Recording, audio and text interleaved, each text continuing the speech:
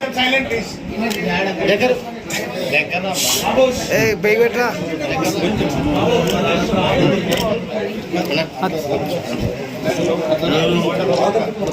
లేపు వెంకటేష్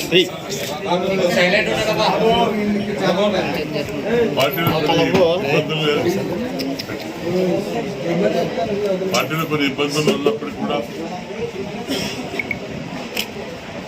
నష్టం జరిగింది. అయినా పార్టీ ఉన్నాం కాబట్టి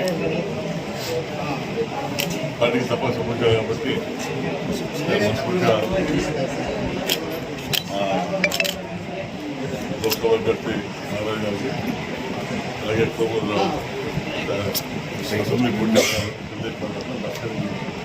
మొత్తంగా మా ఉద్యమంతా సపోర్ట్ చేస్తున్నాం. ఇది ఈ గెలుపు తెలుగుదేశం గెలుపుని ఆశిస్తున్నా. కానీ గెలవాలంటే ఇద్దరు కూడా అందరినీ కలుపుకొని వర్గభేదాలు లేకుండా తెలుగుదేశం పార్టీ కలుపుకోతుంది తప్పుడు కలుస్తుంది. అంతా చెప్పాలి అది ఆశిస్తాం. ఎక్కడ పార్టీని దృష్టి పెట్టుకొని గ్రామంలో అందరూ కలుపుకొని పోతాడు తప్పుడు అది ఇంత కానీ మీద ఆధారపడింది. మాకు చెప్పాను మాకు చాలా మంది పోతారు లక్షలుగా నాకు గొడవ మొత్తం కాలేదు.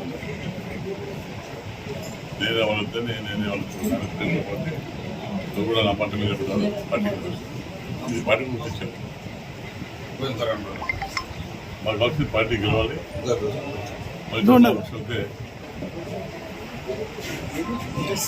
రాష్ట్రంలో తెలుగుదేశం పార్టీ కావాలి ప్రజలకు. 5 సంవత్సరాల్లో చాలా ఇబ్బంది జరుగుతుంటాం. ముఖ్యంగా నిన్నమో నేను రికార్డు చూస్తే మహిళలు చాలా అన్యాయం జరిగింది. ఈ వడ్డీ విషయంలో దాంట్లో మహిళలు లెక్క చూస్తే వడ్డీ ప్రతి ఎంత వడ్డీ రేటు బట్టి అంటే ఇన్స్టాల్మెంట్ రేట్ చేశారు. దానివల్ల 7,000 కోట్లు మా పొజిషన్ మేర అన్యాయం జరిగింది. మళ్ళీ వాళ్ళని రికార్డ్ చేయాలి. రికార్డ్ అంటే అంటే మళ్ళీ అడవ సొమ్ము వాళ్ళ సొమ్ము 20,000 కోట్లు వడ్డీ వాళ్ళకి వచ్చిన వడ్డీ వాళ్ళకి తెలుసు. కాబట్టి రకరకాల సమస్య ఉన్నాయి. రోడ్ల సమస్య కానీ, విద్యుత్ సమస్య కానీ, ఇరిగేషన్ కానీ, రైతులకు సంబంధించిన కాబట్టి ముఖ్యంగా నేను గతంలో పార్టీ కాంగ్రెస్ తెలుగుదేశం ఈ ప్రాంతాన్ని వాళ్ళకి కామెంట్ చేశాను. వేలావతి దేవాల ఎల్ఎల్సి కట్టేసి ఈరోజు అనుకోకుండా ప్రతిపక్షంలో నేను గవర్నమెంట్ పోటీస్తాను. కాబట్టి తప్పకుండా గెలిచాక నా బాధ్యతగా రైతు బిడ్డగా రైతు సమానం తెలుసు. కాబట్టి నేను వాళ్ళకి మా రైతులకు అండగా ఉంటాను. తప్పకుండా పార్టీ గెలుస్తుంది. వెంటనే ఏ విధంగా ప్రామిస్ చేసామో ఈ ప్రాంతంలో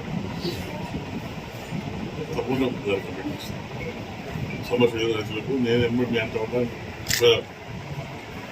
ఒక జిల్లా మాట్లాడచ్చు కానీ నా మనసు అంతా మేము మా దేవుళ్ళు మేము సాధించారు.